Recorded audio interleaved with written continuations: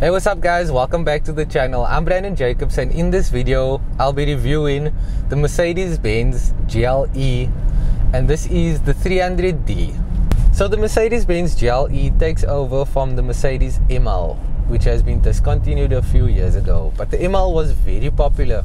It was the introduction to the world of luxurious SUVs, and there's quite a lot of them on the road. I've been noticing them quite more this week that I had this vehicle on test. So the Mercedes-Benz GLE is available in 9 variants. There are 5 engine options, and then each of them you can choose between a 5-seater or 7-seater variant. The only unit that doesn't get that option is the top spec AMG 63, which is the beast of the lot. The 300d Mercedes-Benz GLE is powered by a 2-liter turbocharged turbo diesel engine that is mild hybrid.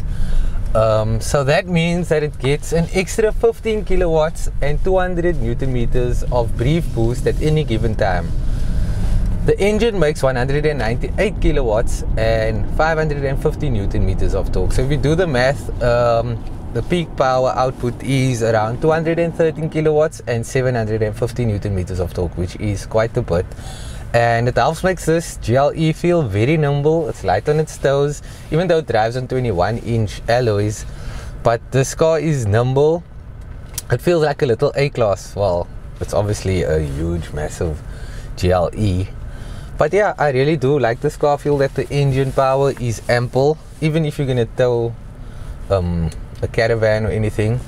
But a bigger engine would make the ride a lot more smoother, but fuel economy would go up. Talking about fuel economy, this mild hybrid system in all of the engines that you're gonna choose in Mercedes-Benz stable, they are very fuel efficient, especially with this 2-liter turbocharged diesel engine. At the moment, let me just check, I'm using about 8 liters per 100 kilometers, and that's driving with some stop and start and on some highway driving, which is very, very impressive. Just on highway driving, I think it will go down to about 6 or 7 liters per 100 kilometers. So with all new Mercedes-Benz internal combustion vehicles, you get a mild hybrid system that assists the engine, and it adds up to 15 kilowatts and 200 newton meters of torque, which is amazing. It helps with fuel efficiency, it combats turbo lag, and it just makes the ride a lot more smoother, giving you that extra power on pull away or when you need to overtake. With the GLE is very nimble. It feels like a A-class, but it's obviously a bit bigger.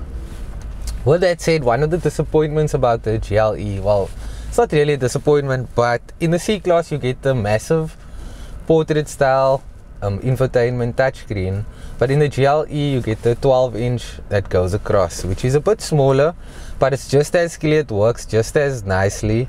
It has the same operating system, so everything is the same, it's just not as big, making this feel a bit less luxurious than that other car in some instances. But for me, I don't mind it. Everything is clear, voice commands, everything works really nicely. Okay, back to the drive. The drive of the GLE is super comfortable. This platform is amazing. It's rock solid, it feels well planted to the ground, and it feels nimble.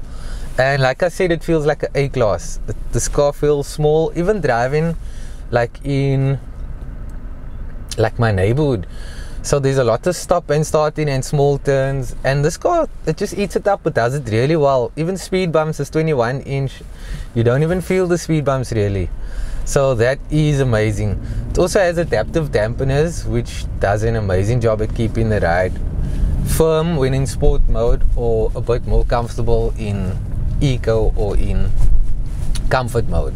And then in individual mode you can adjust the settings to your liking, how you want the engine to respond, or how you'd like the suspension setup and transmission to react. So like I said, there are quite a few drive modes. It's individual, comfort, sport, and eco. And then this GLE has been equipped with the engineering package, with the off-road engineering package, and that adds off-road driving mode, and it also adds an underguard that protects the underbelly of this vehicle for when you're doing off-road driving. Together with that is the 360-degree cameras, so that gives you access to viewing right around the vehicle, which helps you tremendously when you're doing off-road and checking if there's like big gravel boulders or little bricks in the road.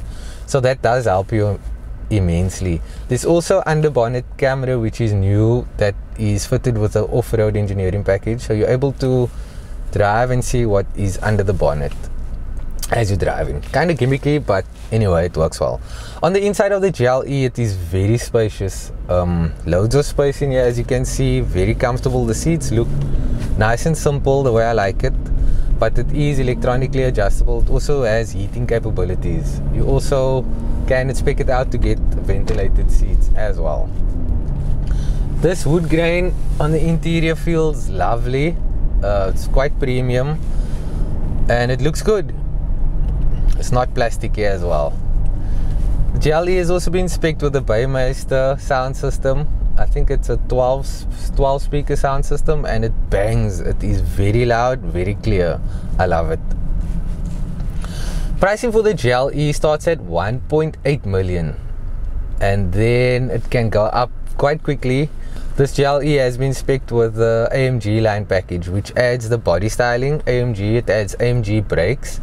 It also adds AMG steering, which is direct steering, and it feels amazing.